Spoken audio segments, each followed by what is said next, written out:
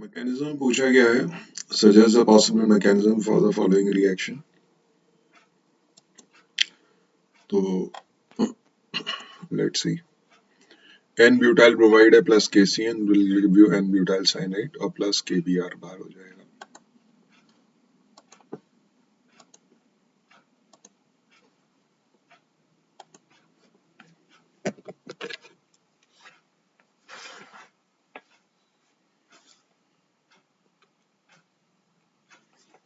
Question number 11,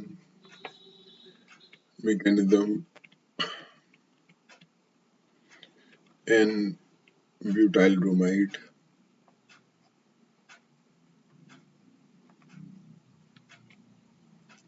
plus KCN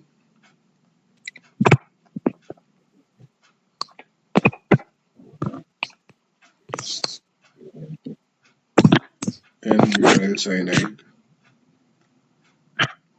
बेटा किसी का माइक ऑन है, प्लीज बंद कर लीजिए।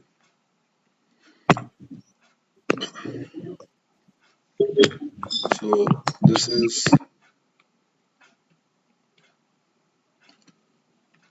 primary alkyl halide.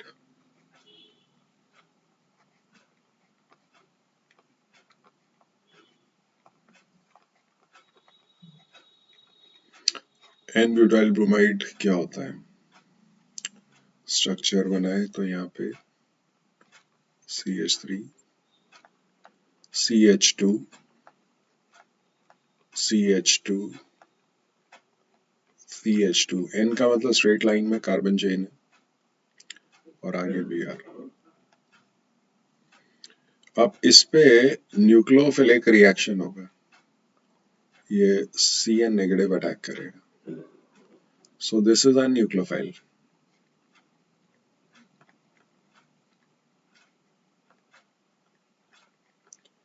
नाउ ये प्राइमरी अल्काइल हाइड है, तो ये कौन सा मैकेनिज्म फॉलो करता है? ये फॉलो करता है SN2। Primary alkyl halides SN2 mechanism follow करते हैं।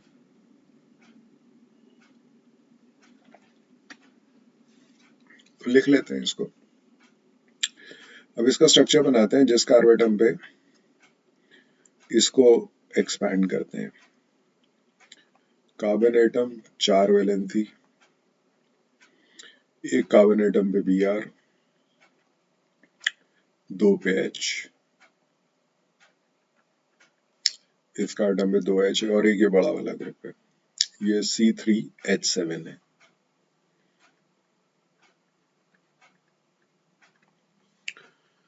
तो अगर यहाँ पे हम बनाते हैं कि C3H7 CH H and Br, और इस पे Cn नेगेटिव जब अटैक करेगा तो ये कार्बन एटम कुछ ऐसा हो जाएगा, ऊपर H, इधर एक H और इधर C3H7। ये तीन चीजें तो हो गई। Br यहाँ पे बॉन्ड टूट रहा होगा और Cn का जो बॉन्ड है वो यहाँ पे जुड़ रहा होगा, तो ये एक बन जाएगा इंटरमीडिएट अनस्टेबल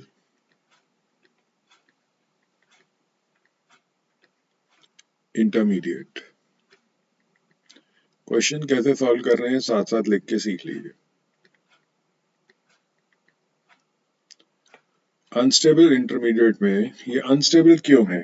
क्योंकि जिस कार्बन एटम पे ये चीज Br था, Cn वहां पे बॉन्ड बना रहा है, ये इनकमिंग न्यूक्लियोफाइल है और ये आउटगोइंग लीविंग ग्रुप है, तो Cn अपना बॉन्ड पक्का कर लेगा, ये बॉन्ड टूट जाएगा। तो फाइनली यहाँ पे Br नेगेटिव माइनस हो जाएगा, तो यहाँ पे प्लस लिख देता हूँ, ये इनकमिंग है, और माइनस यहाँ पे Br नेगेटिव निकल जाएगा। तो ये बन जाएगा कार्बन, इधर H, इधर C3H7 और इधर H और यहाँ पे आपका आ जाएगा Cn। तो इस तरीके से ये कंपाउंड होगा, लेकिन जहां से Br हटा उसके ऑपोजिट साइड से Cn ने अटैक किया। तो ये स्टेप फर्स्ट है, इसको आप स्टेप 1 कह लो। ये सिंगल स्टेप है, आप स्टेप लिखो ही मत। यहाँ पे पहले कन्वर्ट हुआ अनस्टेबल इंटरमीडिएट में, और ये हाँ ये जरूर लिख सकते हो, ये जो प्रोसेस है ये आपका स्लो है और ये फास्ट है। तो अब ये सेकेंड ऑर्डर क्यों कहते हैं? क्योंकि देखिए जो रेट ऑफ रिएक्शन है वो डायरेक्टली प्रोपोर्शनल है आपका एन ब्यूटाइल ब्रोमाइड के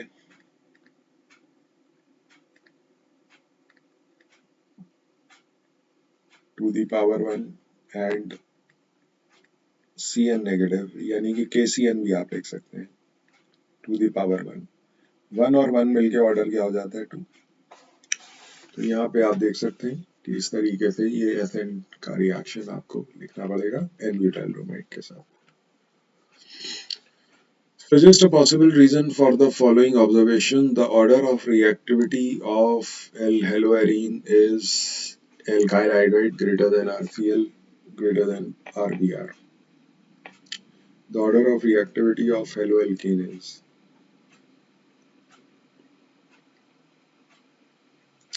देखिए सबसे बड़ी बॉन्ड लेंथ है यहाँ पे, इसलिए ऐसा है। RCl और RBr में RBr ज्यादा तेज रिएक्टिव होना चाहिए, कुछ टाइपिंग एरर है, लेट्स सी।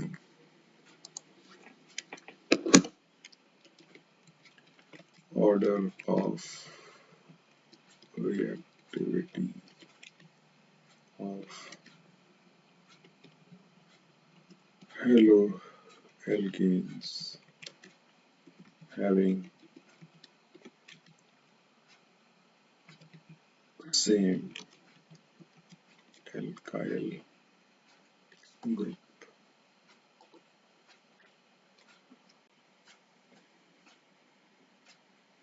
देखिए RI, RB और RCl RF वो टाइपिंग एरर है।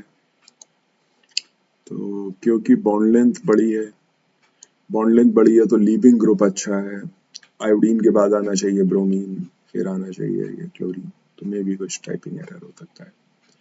Neopentyl chloride does not follow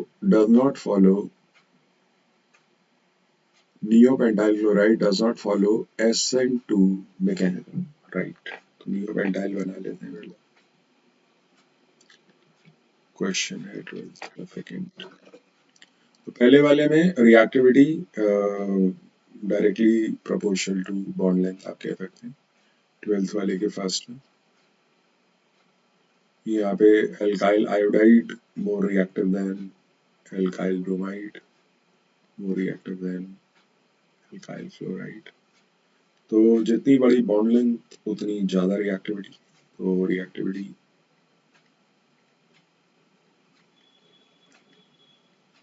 directly proportional to bond length.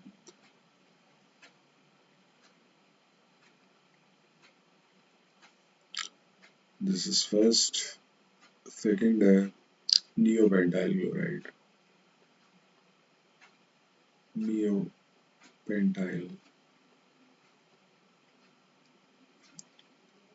chloride. Neopentyl chloride does not follow SN2 mechanism. Now what is neopentyl? Neopentyl का structure बनाते हैं यहाँ पे।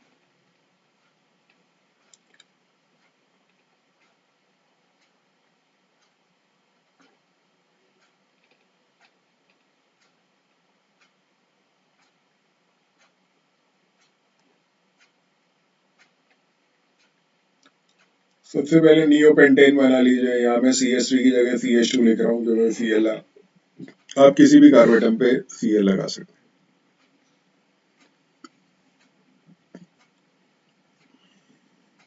तो है तो ये प्राइमरी कार्बन एटम जिसपे हेलोजन आपका जुड़ा हुआ है, तो देना तो चाहिए ये, लेकिन ये जो बल्की और एल्काइल ग्रुप है ना यहाँ पे, ये स्टीयरिक रिपल्शन बहुत फॉलो करेगा। तो bulkier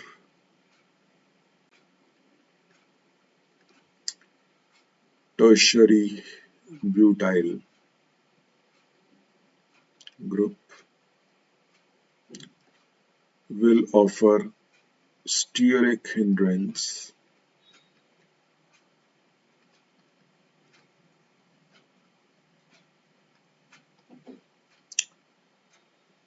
repel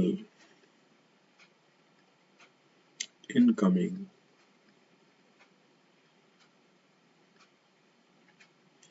nucleophile. That's why ये SN2 मैकेनिज्म नहीं देगा। SN2 में हमेशा स्टीयरिक रिपल्शन की बात होती है और SN1 में स्टेबिलिटी ऑफ कार्बोकेटाइन की।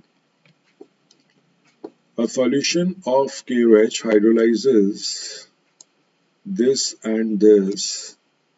Which one of these is more easily hydrolyzed? तो चेक कर लेते हैं। 13 आपके पास दो चीजें हैं, एक एन ब्यूटाइल क्लोराइड है और एक सेकेंडरी ब्यूटाइल क्लोराइड है, CH3 CH2।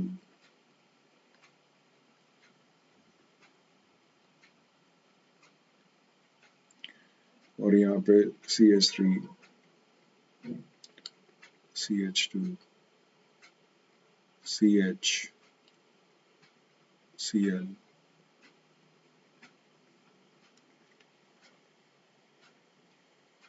तो अब इसको थोड़ा कंडेंस फॉर्म में बना लेते हैं। कार्बन की 4 वैलेंसी बनाइए। यहाँ पे Cl है, इधर एक H, जिस कार्बोटम पे हेलोजन है उसको देखिए बस, और इस कार्बोटम पे 3 C3H है, और यहाँ पे इस कार्बोटम को देखिए, यहाँ पे Cl है, एक H है, एक तरफ मिथाइल है और एक तरफ इथाइल है। तो यह क्या है कि क्लोरीन जो है वो शेड पेयर को अपनी तरफ खींचेगा, तो यहाँ पे आ जाएगा डेल्टा पॉजिटिव चार्ज और डेल्टा नेगेटिव चार्ज। तो यहाँ पे प्लस इफेक्ट हो रहा है, डेल्टा पॉजिटिव डेल्टा नेगेटिव। तो डेल्टा पॉजिटिव चार्ज यहाँ पे क्या करेगा, नेगेटिव चार्ज करेगा, वो नेगेटिव चार्ज इसको और रिपेल करके इधर फेंक देगा, पॉजिटिव चार्ज के मैग्नीट्यूड को कम कर देगा, और जिसकी वजह से ये और स्ट्रांगली अट्रैक्ट हो जाएगा क्लोरीन की तरफ।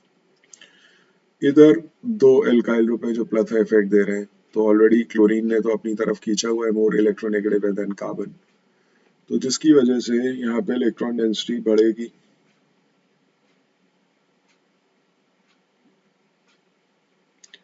और वो इसको और रिपेल करेगा, ये इसके पॉजिटिव चार्ज को कम कर देगा बहुत ज्यादा, क्योंकि दो जगह से प्लस इफेक्ट आ रहा है। तो क्लोरीन का नेगेटिव चार्ज मतलब जो न्यूक्लियस है वो इसको और अट्रैक्ट कर लेगा, इलेक्ट्रोनेगेटिव है। तो बॉन्ड पोलैरिटी मैक्सिमम है, बॉन्ड पोलैरिटी मैक्सिमम। अब यहाँ पे मिनिमम है। अब क्वेश्चन पढ़ते हैं।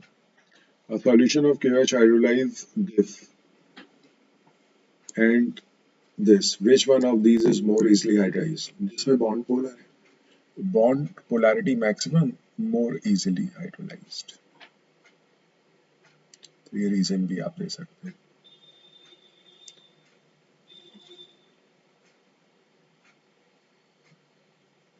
और यहाँ इसका उल्टा लिख दीजिए, बॉन्ड पोलैरिटी,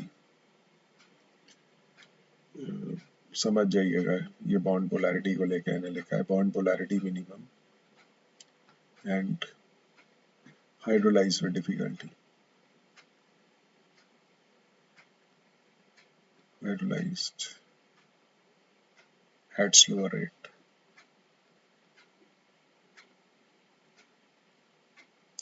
ये बॉन्ड पोलैरिटी से मतलब है बॉइलिंग पॉइंट नहीं है। अब आता है next question. State one use of DDT. DDT का यूज क्या है? डीडीटी एक एंटीसेप्टिक होता है, सॉरी एंटी इंसेक्टिसाइड, नॉट ये। डीडीटी एक इंसेक्टिसाइड है, आइडोफॉर्म एक एंटीसेप्टिक है। ये इंसेक्टिसाइड है डीडीटी, तो आइडोफॉर्म एक एंटीसेप्टिक होता है। Which compound in the following couple will react easily? Which compound in the following couples will react faster in SN2 displacement and why? 1 bromopentane है primary और 2 bromopentane है secondary, तो obvious है 1 bromoprotein। primary alkylate सबसे तेज react करता है towards SN2। Question है why, आप स्ट्रक्चर बनाते हैं और समझते हैं। तो 1 bromopentane और 2 bromopentane। क्वेश्चन नंबर 14 का सेकंड।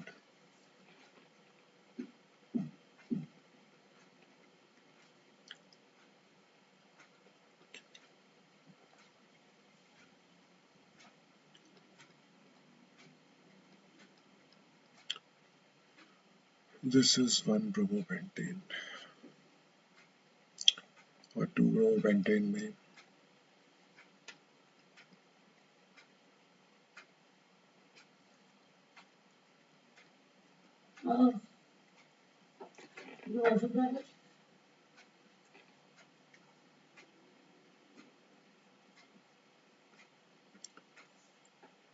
तो इस कार्बन एटम जिससे बी आर है 3 वैलेंसी 4 बनाइए, एक पे बी आर लगा दीजिए। इस कार्बन एटम जहाँ पे बी आर है 2H, फिर ये बचा हुआ C4H9। This is primary alkyl halide. Secondary में जिस कार्बन एटम पे आपका बी आर है उस पे एक H है, एक मिथाइल है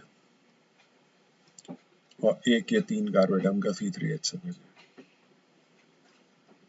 तो यहाँ पे 2 एल्काइल ग्रुप हैं जो स्टेरिक हिंड्रेंस ऑफर कर रहे हैं और यहाँ पे एक है, तो ये इसलिए SN2 देता है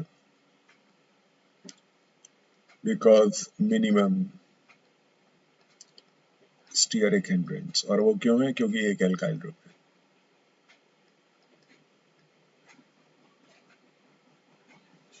और यहाँ पे मैक्सिमम स्टीयरिक हिंड्रेंस।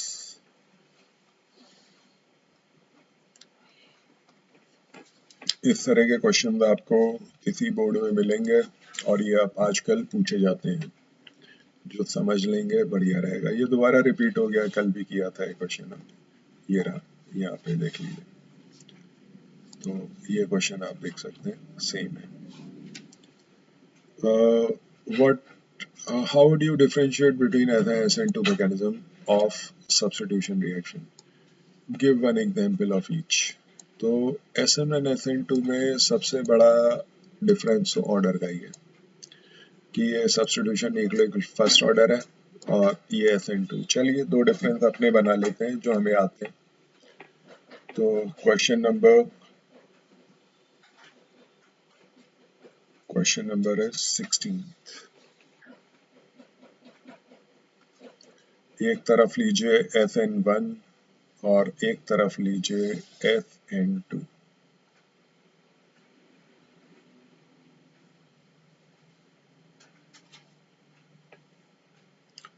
नंबर पहला, order of reaction is equal to 1।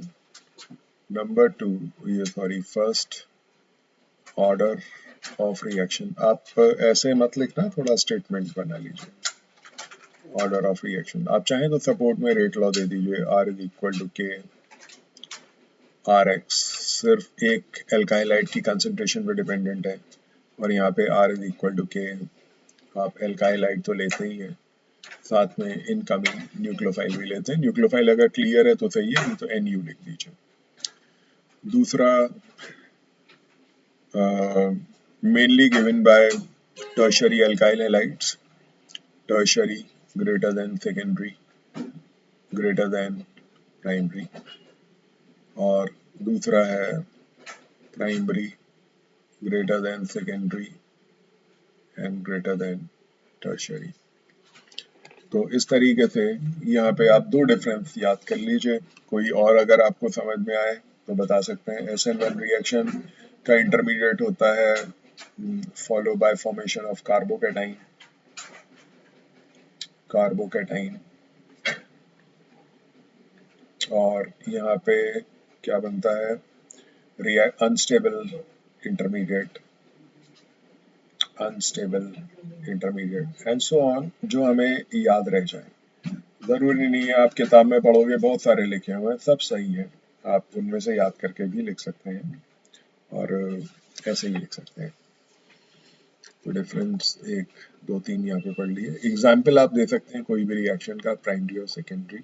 Tertiary अल्काइलाइड में NaOH आप ऐड कर रहे हैं, जैसे टर्शरी ब्यूटाइल क्लोराइड में, तो वो SN1 हो जाएगा।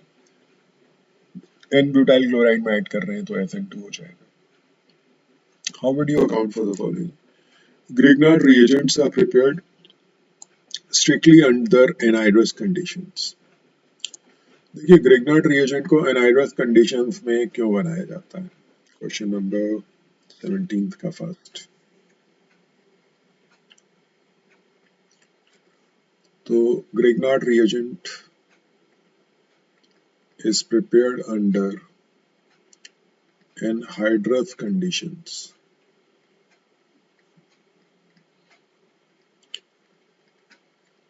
याद करिए, हम यहाँ पे एनहाइड्रस कंडीशंस मतलब सॉल्वेंट जो है हम ईथर लेते हैं और लिखते हैं ड्राई ईथर, वेट ईथर नहीं होता, ड्राई ईथर सॉल्वेंट होता है। क्यों? क्योंकि पानी हुआ तो ग्रिग्नार्ड से रिएक्ट कर जाएगा। पानी ग्रिग्नार्ड से कैसे रिएक्ट करता है चेक करिए। यहाँ से एल्काइल ग्रुप और यहाँ से H और H एल्केन बन जाएगा और प्लस MgX और यहाँ पे OH। आपको 6 कंपाउंड वापस बता देता हूँ। HOH वाटर है मैंने जो यहाँ यूज किया है, अल्कोहल भी नहीं होना चाहिए ROH क्योंकि ये भी रिएक्ट कर जाएगा। तीसरा एसिड, चौथा अमोनिया, पांचवा प्राइमरी अमीन और छठा सेकेंडरी अमीन।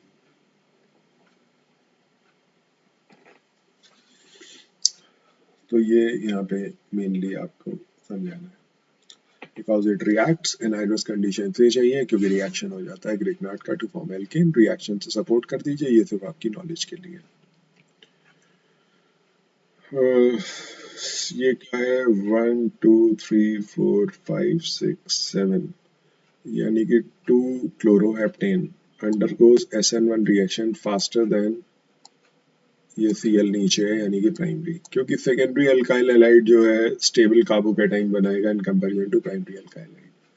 बस इतना ही रीजन आपने देखना है। SN1 कोई ज्यादा तेज क्यों दे रहा है चेक करिए कि tertiary carbocation is more stable than secondary carbo. देखिए जिस कार्बोटम पे यहाँ Cl है ये एक कार्बन दो कार्बन से जुड़ा है तो सेकेंडरी हुआ।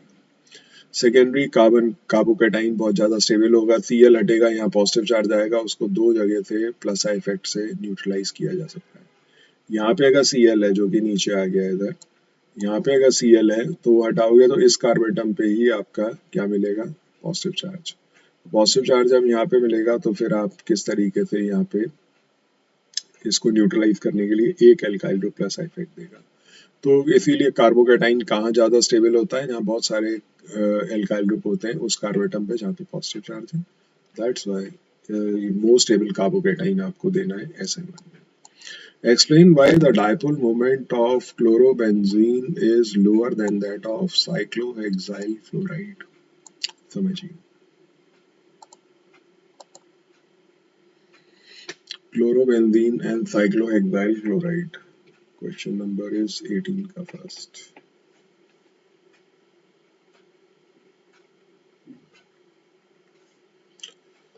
क्लोरोबेंजीन स्ट्रक्चर बना लेते हैं।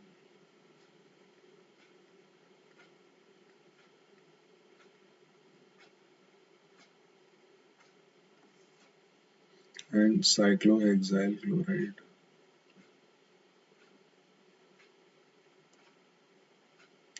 साइक्लोहेक्साइल क्लोराइड और क्लोरोबेंजीन में डायपोल मोमेंट इसका ज्यादा है, इसका कम है, ऐसा ही क्वेश्चन है, पढ़ लीजिए। Dipole moment of chlorobenzene is lower than that of cyclohexyl fluoride. Lower क्यों है समझते हैं। देखिए ये जो कार्बन एटम है ये sp2 हाइब्रिडाइज्ड है और यहाँ पे जो कार्बन एटम है ये sp3 हाइब्रिडाइज्ड है।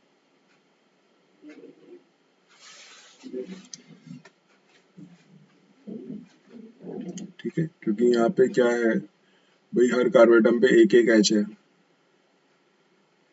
यहाँ पे हर कार्बन एटम पे दो H है, 4 वैलेंसी तभी तो पूरी होगी। इस कार्बन एटम में जहाँ क्लोरीन है वहां पे भी एक H है, तभी 1 2 3 4 ऐसे करके आप पूरे करोगे। तो ये sp3 हाइब्रिडाइज्ड है, sp2 हाइब्रिडाइज्ड है। दूसरा यहाँ पे रेजोनेंस होता है।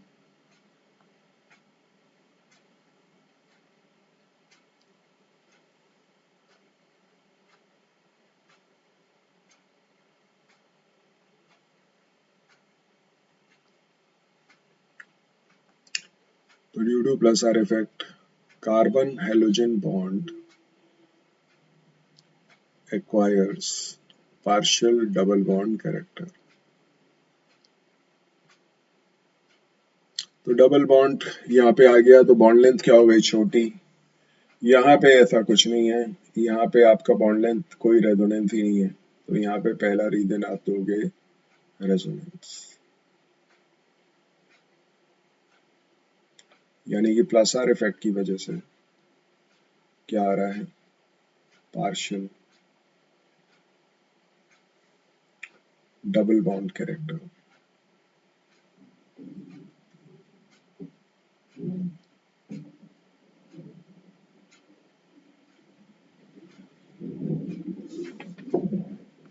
तो पार्शियल डबल बॉन्ड कैरेक्टर जब इसके अंदर आएगा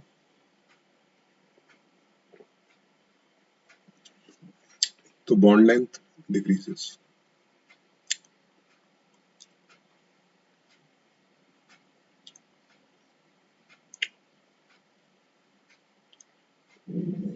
यहाँ पे लिख दीजिए नो रेजोनेंस,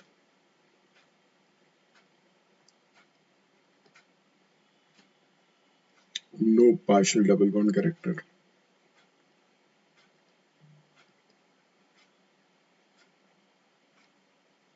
चलिए एक चीज यहाँ पे हो गई, लेकिन डायपोल की बात अभी करनी है।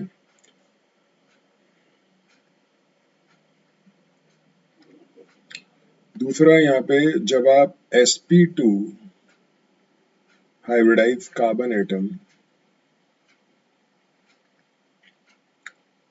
more electronegative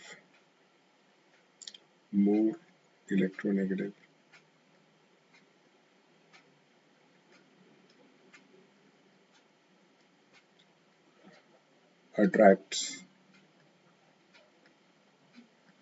ये जो कार्बन हेलोजन का जो शेयर्ड पेयर है कार्बन और क्लोरीन के बीच में sp2 हाइब्रिडाइज्ड है, ज्यादा इलेक्ट्रोनेगेटिव है तो अट्रैक्ट करेगा, तो अट्रैक्ट्स शेयर्ड पेयर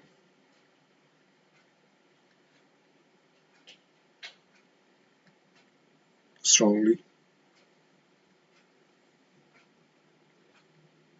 और उसकी वजह से क्या होगा, बॉन्ड लेंथ डिक्रीजेस।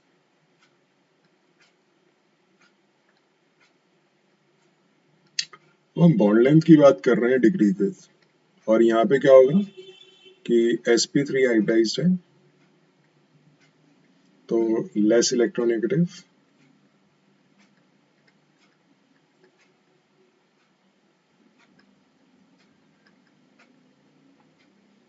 तो less attraction for shared pair, less attraction for shared pair.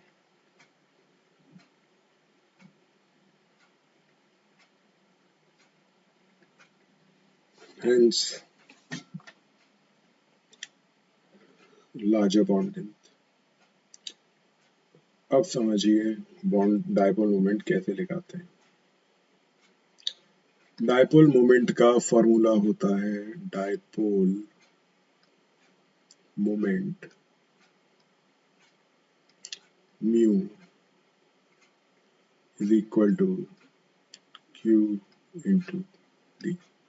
Q तो चार्ज है जो इनके ऊपर आ रहा है, शेड पर इधर जाएगा तो यहाँ डेल्टा पॉजिटिव डेल्टा नेगेटिव, जो भी चार्ज यहाँ आएगा डेल्टा पॉजिटिव इस कार्बन पे, यहाँ डेल्टा नेगेटिव। और डी क्या है? डायपोल लेंथ, जिसे हम बॉन्ड लेंथ बोलते हैं। ये जो डी है इसका नाम तो वैसे डायपोल लेंथ कहते हैं इसे, बट एक्चुअली में इसको ऑब्जर्व करो तो ये कार्बन, जैसे ये कार्बन है ये क्लोरीन है, इसका न्यूक्लियस और इसके न्यूक्लियस के बीच का डिस्टेंस है जिसे डायपोल लेंथ कहा जाता है, और इसी का नाम बॉन्ड लेंथ भी होता है। तो ये कम हो गई, जब ये कम हो गई यहाँ पे दोनों केस में दो रीजन मैंने आपको दे दिए, एक रेजोनेंस और एक sp2, उसकी वजह से डायपोल लेंथ कम हो जाएगी। तो आपको पहले तो ये समझाना है कि बॉन्ड लेंथ कम क्यों होती है, फिर वहां पे फॉर्मूले देख के समझाना है डायपोल लेंथ कम है इसीलिए डायपोल मोमेंट कम है। तो ये पूरा एक्सप्लेनेशन आपको यहाँ पे करना पड़ेगा। ये क्वेश्चन यहाँ पे देख लीजिए कि the dipole moment of fluorobenzene is lower than that of cyclohexyl fluoride. Alkyl halides, though polar are immiscible with water. Immiscibility की वजह है ये hydrophobic alkyl part and covalent nature. तो दो रीजन, पहला तो ये कोवलेंट है, कोवलेंट कंपाउंड वैसे ही पानी में इमिसिबल होते हैं, बट यहाँ पे जो मेजर दूसरी चीज कंट्रीब्यूट कर रही है इसकी इमिसिबिलिटी के लिए, hydrophobic alkyl part. In the pair CH3O3Cl and CH3Cl, CH3Cl will react faster in SN2 reaction with OH negative. SN2 मतलब स्टीयरिक हिंड्रेंस मिनिमम होना चाहिए। देखिए यहाँ एक ही एल्काइल ग्रुप है और यहाँ पे तीन तीन एल्काइल ग्रुप जुड़े हुए हैं इस कार्बन एटम पे, तो मिनिमम स्टीयरिक हिंड्रेंस इस वजह से सबसे तेज रिएक्शन है। IUPAC नेम ये आप बना ही लेंगे, इसको बना लीजिएगा अपने आप। 20. Answer the following questions. Haloalkanes easily dissolve in organic solvents. Why? Due to their non-polar जो एल्काइल पार्ट होता है उसकी वजह से ये आसानी से डिसॉल्व हो जाते हैं, क्योंकि सॉल्युबिलिटी का जो प्रिंसिपल है वो लाइक डिसॉल्व्स लाइक है। ऑर्गेनिक सॉल्वेंट्स क्या होते हैं? Non polar. और हेलो एल्केन्स में हेलो और कार्बन वाला पार्ट पोलर है, बाकी पूरा जो एल्काइल पार्ट है वो नॉन पोलर है। दैट्स वाई यहाँ पे ये कोवलेंट नेचर है, तो और non polar part alkyl group will dissolve like dissolves like का प्रिंसिपल समझाना है, ठीक है। तो what is known as racemic mixture, मैं लिख देता हूँ यहाँ पे what I mean by racemic mixer. Question number 20 का second.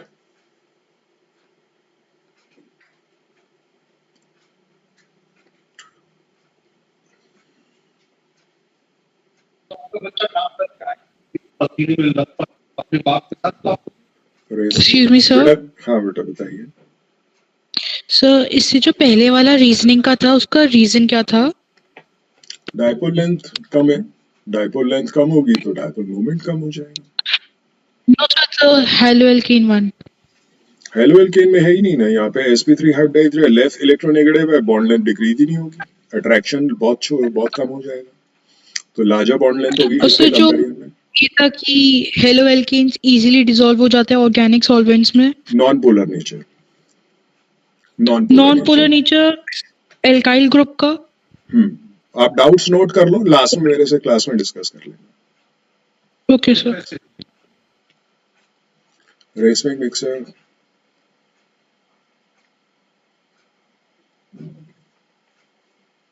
Equimolar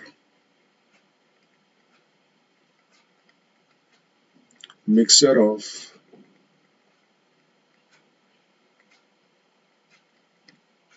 dextro and levoisomer। आपके जो भी डाउट्स हैं सबके नोट कर लीजिए, लास्ट में जब रिकॉर्डिंग ऑफ होगी तब आप पूछ लेना।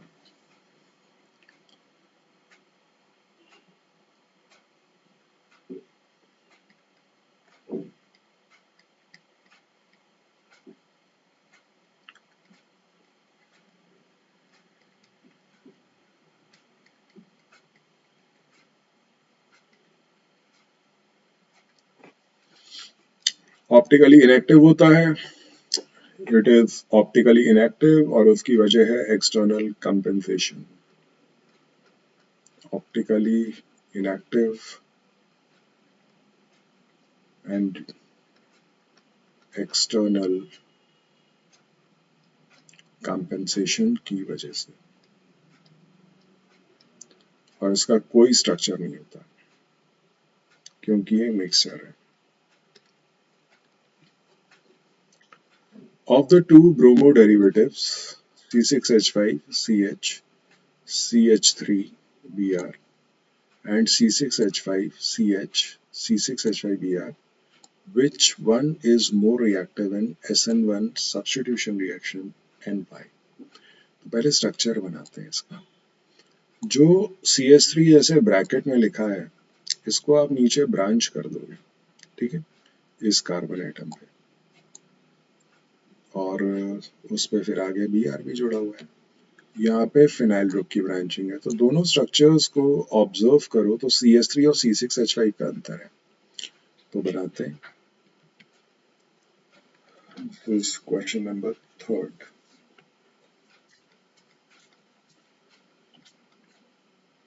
तो कार्बन एटम 4 वैलेंसी बनाइए, एक पे C6H5 है, एक पे CH3 है, एक पे H है और एक पे Br है। और दूसरी तरफ कार्बन एटम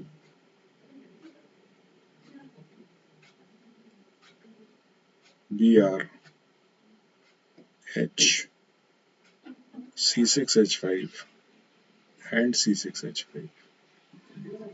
नाउ आप देख सकते हैं C6H5, मैंने ये कार्बन एटम बनाया था, एक पे H है, एक पे नीचे CH3, C6H5Br, और CH3 की जगह मैंने यहाँ पे C6H5 लिख दिया। और आपसे ये पूछा है इन which is more reactive in SN1, और SN1 में हम क्या दें, stability of carbocation.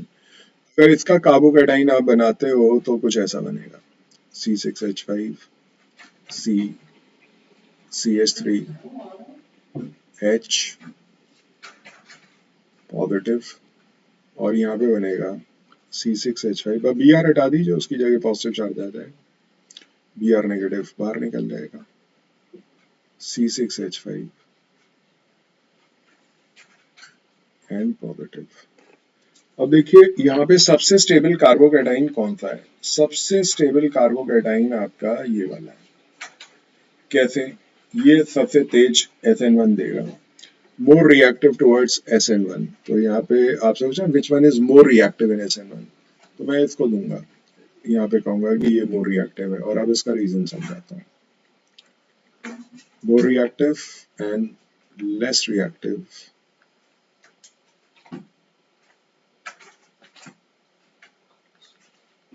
For SN1, क्योंकि carbocation more stable, carbocation more stable,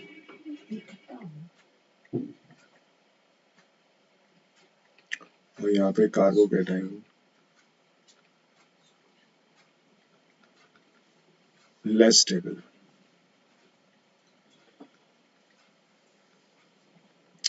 अब यहाँ मोर स्टेबल कार्बोकेटाइन क्यों है, क्योंकि यहाँ पे एक फिनाइल ग्रुप है जो पॉजिटिव चार्ज को रेगुलेट करता है। देखो कैसे करता है, ध्यान से देखिए, एक स्ट्रक्चर बना के समझाऊंगा बस। पहला कार्बोटम फिनाइल ग्रुप से कौन सा होता है, बेंजाइल, यानी कि सी पे पॉजिटिव चार्ज है। अब बाकी वैलेंसी इस पे क्या लगा है उसको छोड़िए, ये आप जो लगा हुआ है वो लगा सकते हैं। तो ये पॉजिटिव चार्ज क्या करेगा, यहाँ से इलेक्ट्रॉन खींचेगा इधर बाहर की तरफ, तो यहाँ से इलेक्ट्रॉन खींचेगा तो अगला स्ट्रक्चर कुछ ऐसा बन जाएगा। अगले स्ट्रक्चर में यहाँ पे आ जाएगा डबल बॉन्ड कार्बन, इधर इधर, और ये पॉजिटिव डेफिशिएंसी कहाँ पे ट्रेवल कर जाएगी, यहाँ पे, तो बाकी बॉन्ड जो है वो एज इट इज रहेंगे। तो इसे कहते हैं माइनस आर इफेक्ट। क्या कहते हैं, minus are effect. Minus are effect की वजह से पॉजिटिव चार्ज रेजोनेट करेगा पूरी बेंजीन रिंग में। यहाँ पे एक ही फिनाइल ग्रुप है रेजोनेट करने के लिए, यहाँ पे दो फिनाइल ग्रुप है इसको जाने के लिए। तो इस वजह से ये ज्यादा स्टेबल कार्बोकेटाइन है और SN1 रिएक्शन में हम स्टेबिलिटी ऑफ कार्बोकेटाइन देखते हैं। दैट्स वाई आप कह सकते हैं कि ये वाला पार्ट जो है, ये सेकंड जो लिखा है, this will be more reactive, और वाई रीजन भी मैंने आपको समझा दिया है। Give the IUPAC name of the following compound. तो ये यहाँ पे बता सकते हैं आप IUPAC नेम इसका। डबल बॉन्ड को प्रेफरेंस दीजिएगा, नंबरिंग यहाँ से करिएगा, हेलोजन से नहीं, ठीक है। तो यहाँ से ये जो भी है प्रोपवानिनो का या प्रोपीन कह सकते हैं। Rearrange the following compound of the following set in order of reactivity towards SN2। अब SN2 आप इन सब के स्ट्रक्चर बनाइए जहां मिनिमम एल्काइल ग्रुप हो उस कार्बन पे, जहां हेलोजन एटम प्रेजेंट है वहां मिनिमम स्टेरिक हिंड्रेंस होगा और वो सबसे तेज रिएक्टिव होगा SN2 के लिए। यहाँ पे अगर आप देखें 2 ब्रोमो 2 मिथाइल, ठीक है, स्ट्रक्चर बनाइए इसका, और ब्यूटेन है आगे, तो 2 ब्रोमो 2 मिथाइल ब्यूटेन, ये 1 ब्रोमो ब्यूटेन और 2 ब्रोमो ब्यूटेन। इनमें से अगर ये SN2 रिएक्शन आप देख रहे हो तो इसके अंदर देखिएगा प्राइमरी अल्काइल हैलाइड सबसे ज्यादा रिएक्टिव होगा और टर्शरी सबसे कम रिएक्टिव होगा। तो देख लीजिए इन तीनों में से प्राइमरी, सेकेंडरी, टर्शरी कौन सा है, और या फिर आप उसको चेक करिए on the basis of stearic hindrance. Stearic hindrance जहाँ मैक्सिमम है वो सबसे कम रिएक्टिव होगा, जहाँ मिनिमम है वो। और ये कैसे पहचानते हैं कि स्टीयरिक हिंड्रेंस है या नहीं है, कि कितने नंबर ऑफ एल्काइल ग्रुप वहां पे प्रेजेंट है, कितना बल्की और एल्काइल ग्रुप वहां पे प्रेजेंट है। IUPAC नेम अगेन 23rd का आप कर सकते हैं अपने आप। Although chlorine is an electron withdrawing group, yet it is ortho-para directing in electrophilic aromatic substitution reaction. Why is it so? देखिए रेजोनेंस की वजह से ऐसा होता है। आप अगर रेजोनेटिंग स्ट्रक्चर बनाएंगे तो एक उससे समझ लेते हैं कि आंसर क्या फ्रेम करना है। यहाँ पे क्लोरीन आपसे एक आ गया, क्लोरीन इलेक्ट्रॉन विड्रॉइंग है तो शेड पेयर तो अपनी तरफ खींच रहा है, डेल्टा नेगेटिव चार्ज आ रहा है, लेकिन फिर भी ये ऑर्थोपेरा डायरेक्टिंग क्यों है भाई? अगर ये आप मान के चलो कि मैं से माइनस आई इफेक्ट यहाँ पे शो करूं, मैं अगर यहाँ पे से माइनस आई इफेक्ट यहाँ पे शो करता हूँ तो यहाँ डेल्टा नेगेटिव और यहाँ पे डेल्टा पॉजिटिव चार्ज आएगा, डेल्टा पॉजिटिव। तो भाई इलेक्ट्रोफाइल तो अटैक नहीं करेगा, इलेक्ट्रोफाइल पे तो पॉजिटिव चार्ज होता है, तो इलेक्ट्रॉन विड्रॉइंग ग्रुप है, माना शेड पेयर ये इस तरफ खींचता है क्लोरीन तो पॉजिटिव चार्ज आता है, बट साइमल्टेनियसली रेजोनेंस के थ्रू ये इलेक्ट्रॉन डेंसिटी इंक्रीज भी करता है। कहाँ पे? नीचे स्ट्रक्चर से समझिए, ऑर्थो, पैरा और ऑर्थो पोजीशन पे। तो यहाँ पे नेगेटिव चार्ज इधर डबल बॉन्ड Cl और यहाँ पे पॉजिटिव चार्ज। अब ये नेगेटिव चार्ज आगे बढ़ेगा तो आपको पता है इस पोजीशन पे भी आएगा, इधर भी आएगा, तो इलेक्ट्रॉन डेंसिटी अगर बढ़ेगी ऑर्थो पैरा पोजीशन पे तो वहाँ पे इलेक्ट्रोफाइल अटैक करेगा, इलेक्ट्रोफाइल पे पॉजिटिव चार्ज होता है। तो यहाँ पे इलेक्ट्रॉन डेंसिटी बढ़ गई है आपकी, और इसकी किसकी वजह क्या है? Plus R effect. तो due to plus R effect electron density increases at ortho and para position which favours the attack of electrophile at this positions. Electron withdrawing group से तो पॉजिटिव चार्ज आ रहा है तो ये तो फेवर नहीं करेगा, तो ये प्लस आर इफेक्ट की वजह से ऐसा होता है। अब आप क्वेश्चन पढ़ लीजिए। Explain, although chlorine is electron withdrawing group, yet it is ortho para directing in electrophilic aromatic substitution reactions. Explain why is it so? तो मैं आज 24 पे रोक रहा हूँ। What happens when bromine attacks, यहाँ पे ट्रिपल बॉन्ड और डबल बॉन्ड, तो यहाँ पे दोनों बॉन्ड्स टूट जाएंगे, Br दोनों जगह पे यहाँ पे सेटल आउट हो जाएगा, बट इस तरह के रिएक्शंस अब नहीं आते। ये आपके 10th क्लास में इस तरह के रिएक्शन हेलो एल्केन्स या एल्कीन्स में आपको मिलेंगे। सो चलिए यहाँ तक 25 तक मैंने कर दिया है, आप प्लीज़ इसको ख़त्म करने की कोशिश करिए और डाउट्स मुझे भेजिए जिस किसी क्वेश्चंस में है, और मैं यहाँ पे वो डाउट्स आपका नेक्स्ट क्लास में ले लूँगा।